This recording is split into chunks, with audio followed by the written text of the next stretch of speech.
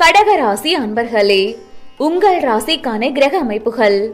சகோதர ஸ்தானத்தில் கேதுவும், சத்ருஸ்தானத்தில் சந்திரனும், களத்திரஸ்தானத்தில் சூரியனும் புதனும், அஷ்டமஸ்தானத்தில் சனியும் சுக்கிரனும், பாக்கியஸ்தானத்தில் ராகுவும், லாபஸ்தானத்தில் குருவும், போகஸ்தானத்தில் செவ்வாயும் இருக்கிறார்கள்.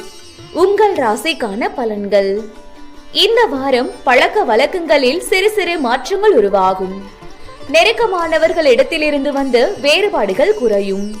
உத்தியோகம் தொடர்பான பணிகளில் மறைமுகமாக இருந்து வந்த திறமைகளை வெளிப்படுத்துவீர்கள். காணாமல் போன முக்கிய ஆவணங்கள் கிடைக்கும். கடன் சார்ந்த செயல்களில் கவனம் வேண்டும். புதிய நபர்களின் அறிமுகம் ஏற்படும். சகோதரர்கள் வழியில் ஆதரவான சூழல் ஏற்படும். காப்பீடு தொடர்பான பணிகளில் மேன்மையான சூழ்நிலைகள் உருவாகும். நண்பர்களிடம் தேவையற்ற விவாதங்களை தவிர்க்கவும். வர்த்தகம் சார்ந்த செயல்பாடுகளில் சிந்தித்து முடிவெடுப்பது நல்லது. மனதில் இருக்கும் எண்ணங்களை வெளிப்படுத்தும் பொழுது சூழ்நிலை அறிந்து செயல்படுவது நல்லது. கடகராசி அன்பர்கள் அனைவரும் ஆஞ்சநேயரை வழிபட நன்மைகள் அதிகரிக்கும்.